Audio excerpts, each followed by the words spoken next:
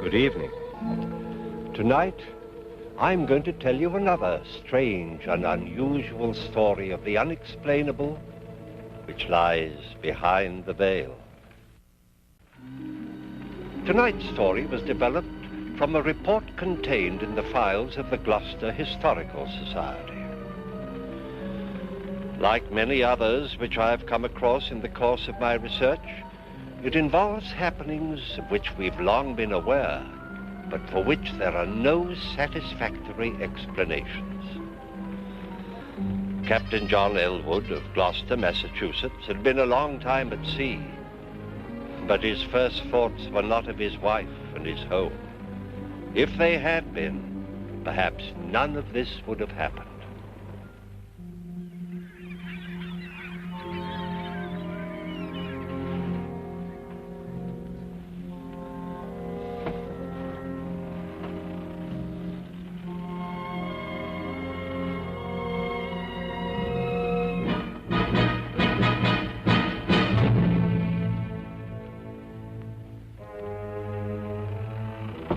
Come in.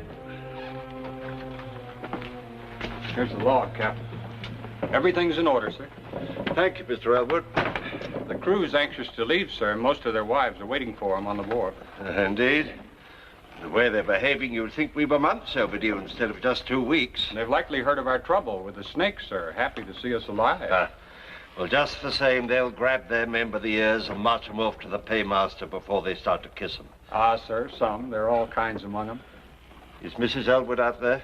Oh, no, sir. The captain's wife is too well bred to show her emotions in public. Indeed.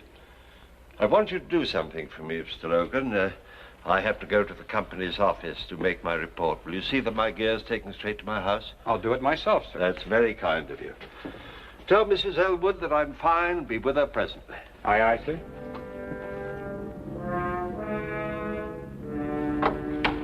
Just put it anywhere here, Mr. Logan. I do appreciate your coming. I was so worried, what with the hurricane and reports of the plague. Oh, it wasn't the plague, ma'am. Oh? Well, just a lot of poisonous snakes that came aboard while we were in Florida. There was talk that some of the men died. Aye, 2 seamen. 3 others were bitten, but we saved them. It must have been a terrible experience. We were finding snakes, ma'am, all over the ship 2 weeks after leaving the wharf. Did the captain say how long he'd be? No, ma'am.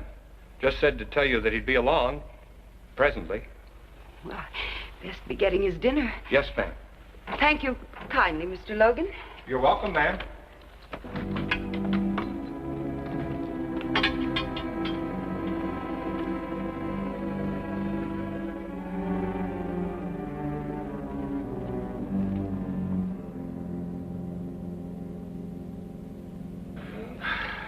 Good to be back, Barney.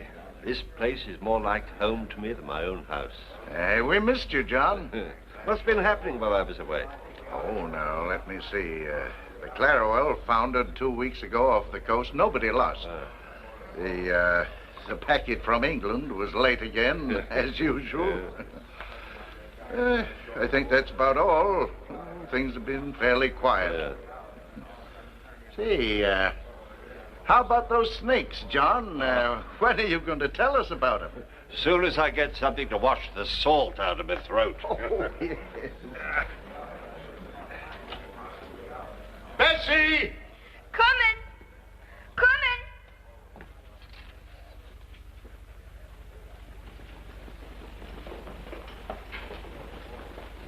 And all of a sudden, there they were, slithering up the lines and the gangplanks like so many fiends of hell. There's hundreds of them, somebody yelled. See that they pay their passage before they come aboard, I said. Hi there, my pretty. You're the one I've missed the most since I went away. You ought to be ashamed, taking such liberties, and you a married man. Well, if I weren't married, would you still object? Ask me no questions, and I'll tell you no lie.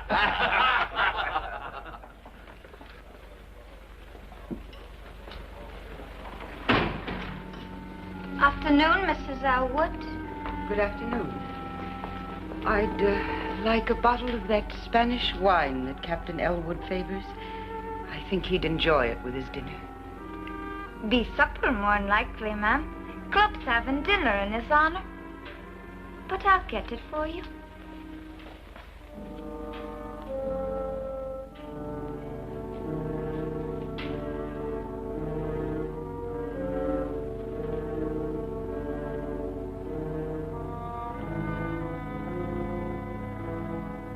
Nobody would have been hurt, but some of the fools tried stamping on the snakes with their bare feet.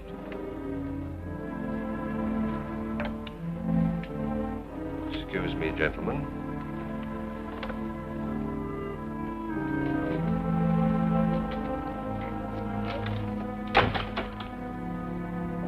Are you by any chance spying on me? No, John. I only came... I know why you came. Go home and expect me when you see me.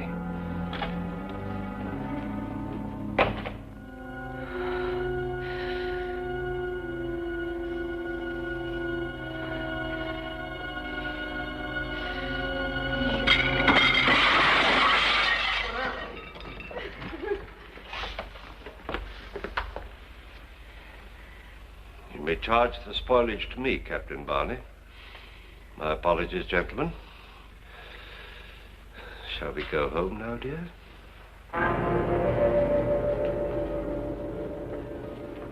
You humiliate me in front of my friends. You spy on me. I'll never do it again. But I wasn't spying, I swear it. I only wanted to get a bottle of wine for your dinner. And the table, was that part of your affection? I don't know what came over me. John, all the time you were gone, I missed you so. I prayed for you. And when you turned your back on me, I wanted to strike out and hurt you as I was hurt. I'm so ashamed. Well, you should be. I'm sick of your explanations, sick of your apologies. I'm sick of you, Ruth. No, John. Leave me something. Ever since I married you, I've been trapped. And for what? The price of a ship that went to the bottom 3 months after I bought her. You needn't have said that. I knew why you married me. I knew my father's money made up for the fact that you didn't think I was gay and amusing like the other girls were. I knew my friends were laughing at me because they knew why you married. It made no difference. I loved you. I still love you. Oh, you're talking nonsense. No, John. Please hear me out. Let it alone, woman. You're digging up things that are best forgotten. No, I couldn't bear it if it were only the money. There had to be something else. John, maybe it's not too late. Maybe we could start all over. Oh, Ruth. John, I'm drying up into a bitter old woman. Help me. Please.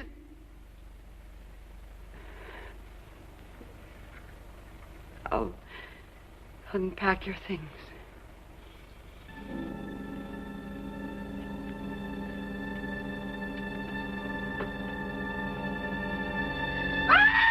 What's the matter? A snake! It ain't bit me! What? Oh.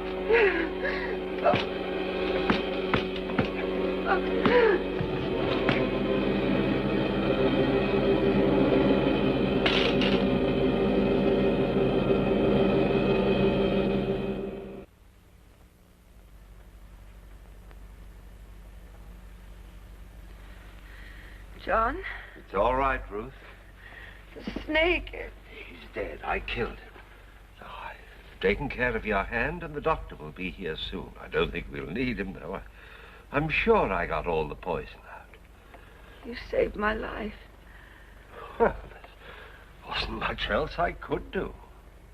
You could have let me die. Why didn't you? Don't be foolish. But you could have. And if you had, you'd be free. No more arguments. No more trouble. You could do as you pleased. But you didn't. You saved my life. Oh, John, maybe we can start all over. Maybe. Try to get some rest, Ruth. I'll get you something warm to drink.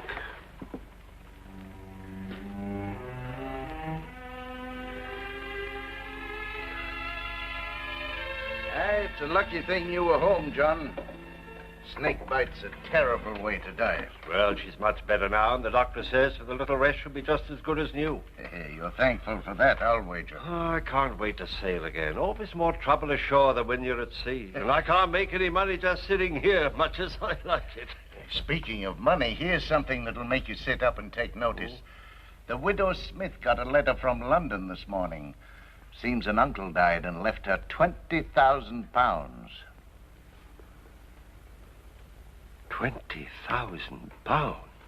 Hey, he'll be a lucky man that gets her. He could buy any ship in the harbor with that. Too bad you're already married, John. You know, I always had a sneaking suspicion that she was partial to you. Well, drink up and let's have another one on the house. Hey, you're not still thinking of that money, are you? Oh. It won't do you any good. You got one wife too many. Come on, have another drink. Oh, thank you, Barney. I don't think I will. I'm going to get back to Ruth.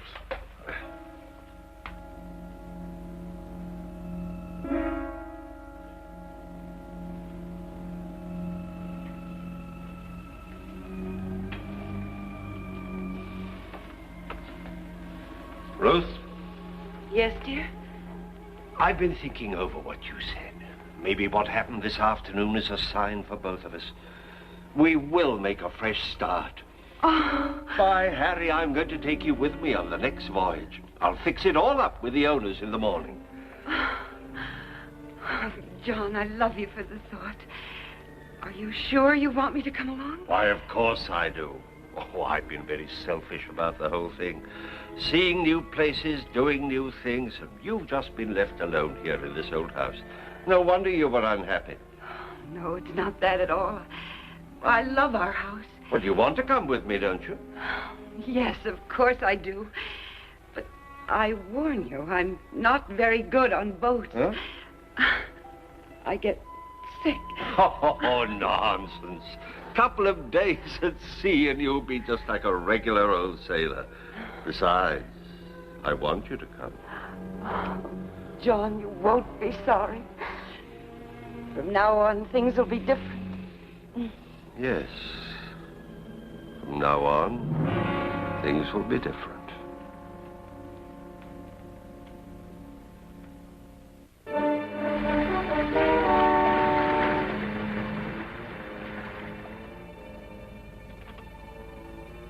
Have the carpenter repair the afterdeck ladder before somebody breaks his neck. Aye, sir.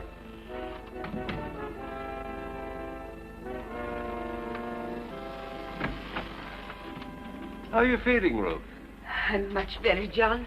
Good. I'm better. Good. The cook's made you some more of his specialty.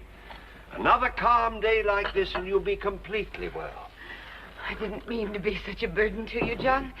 You've been very patient with me. Oh, nonsense. I should have brought you before. You've no idea what a comfort you've been. No idea how lonely a captain's life is. Oh, I should like to be with you as often as you'll let me. So you shall, my dear. Don't let your tea get cold.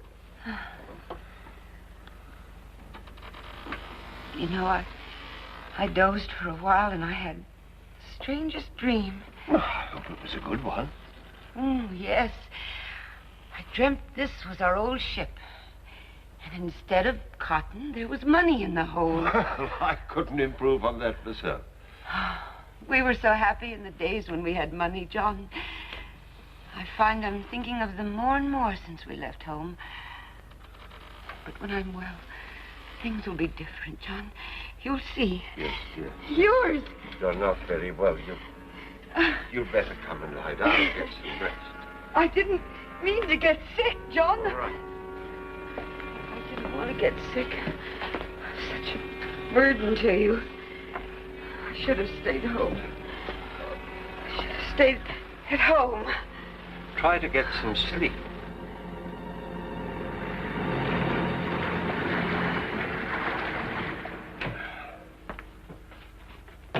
You asked me to see you after my watch, sir. Yes, I did, Mr. Logan. Frankly, I'm very worried about my wife's illness. You've always been handy round the sick, and, well, frankly, I thought maybe two heads be better than one. Yes, sir. I wondered if you'd take a look at Mrs. Elwood, too. I'd be glad to do anything for the missus, sir, if I can. Good.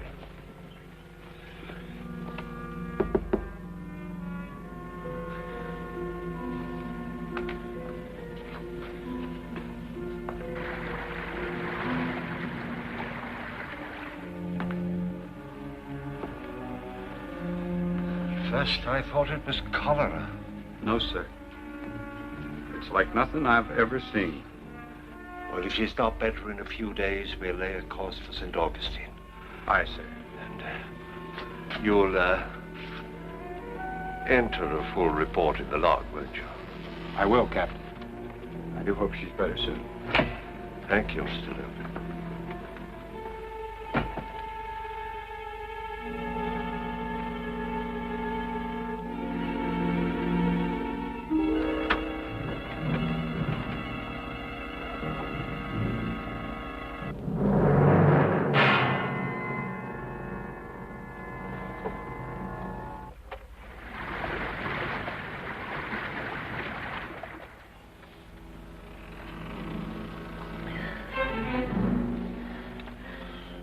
Are we to St. Augustine, John?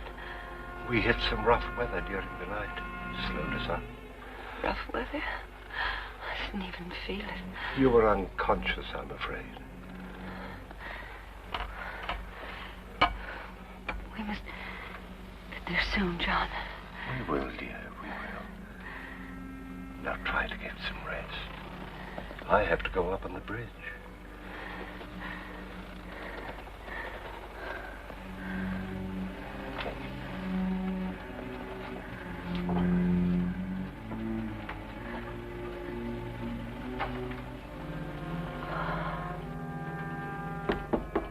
Captain Elwood.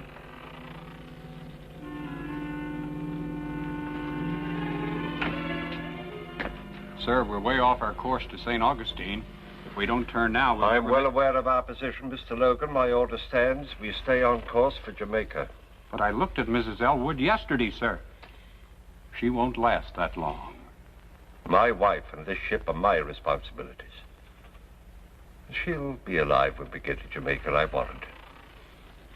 As you say, sir.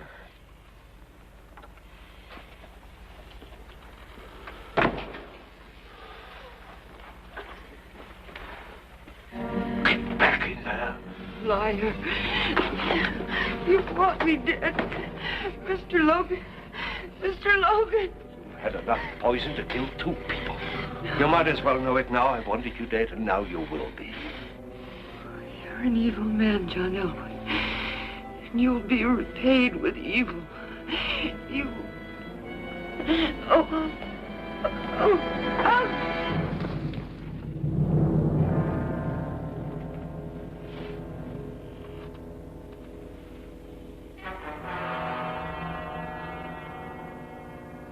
John, you can't spend the rest of your life in mourning. You got too many good years ahead of you. I miss her, Barney. Oh, of course you do. It's only natural, but you've got to start thinking of yourself. Ruth wouldn't want you to become a hermit. It's lonely without her. But at your age, that can't last forever. The widow Smith has been visiting you, hasn't she? Yeah, she's been very kind. She knows what it means to lose someone you love. She's a fine woman, John. I think she's got her eye on you. Oh, nonsense, Barney. I'd never think... Oh, I'll give you a year. Nobody expects you to wait longer. And, John, it's time you got out of the house. Now. Think so? I do. We're having supper tonight in honor of a new member. Your old first mate, Logan. You've got to come, John. He'll be expecting you. Oh, I don't know. I'm giving you orders. Now stop acting like a lost puppy. All right, Barney, if you say so. I do, sincerely. Now it's time for me to get back to the club.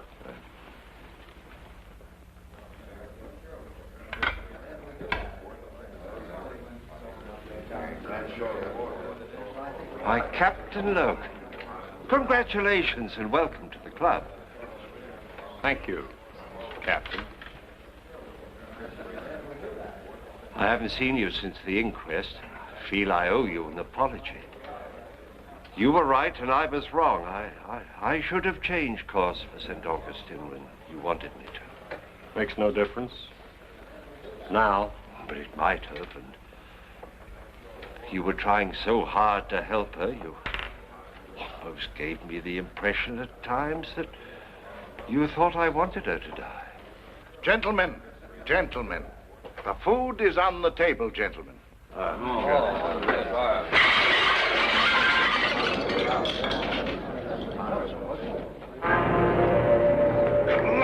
wench. I didn't do it, sir. I didn't. You're the only one in this room? I didn't touch it, sir. I swear I didn't touch it. Look. It's exactly the same as when Mrs. Elwood did it. 'Twas a ghost, sir. 'Twas a ghost that did it, sir. Stop that nonsense. 1,000 pardons, Captain. Give us 10 minutes, and in the meantime, the drinks are on the house.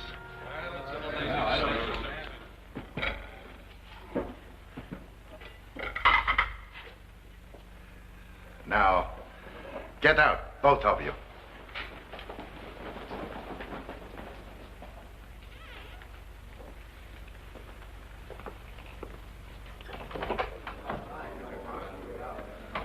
You may come in now, gentlemen.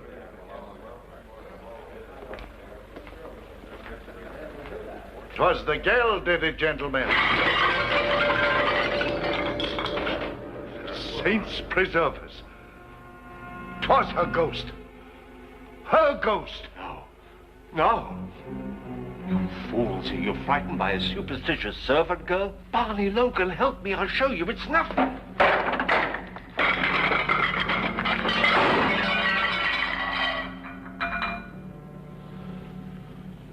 You're behind this, Logan.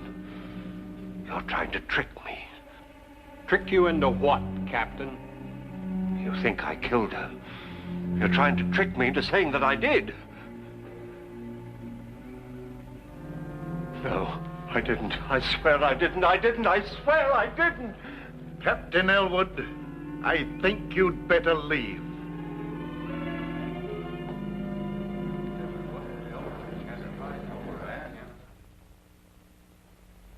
Aye, he finally got a ship, if you could call it that. No other master would sail her around the harbor. She leaked like a sieve, and her crew, well, I wouldn't sail with them across a mill pond.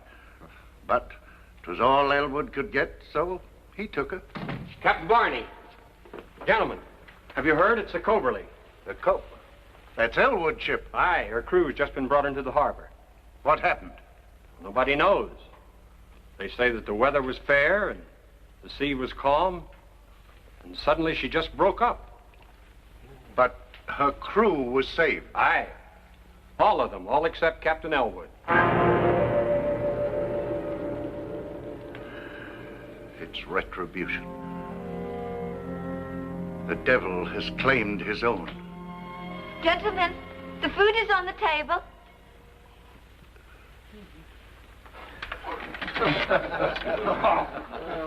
Again. There it goes. The law demands an eye for an eye. He who takes a life must be prepared to forfeit his own. But the law is man-made, and when there is no proof, the law is helpless. Captain Elwood never came to trial. Nevertheless, he was found guilty and executed. Who was his executioner? We may never know. But an unseen force that can overturn a heavy table is not to be reckoned with lightly. Please join me again for another journey into the world of the unexplainable which lies behind the veil. Good night.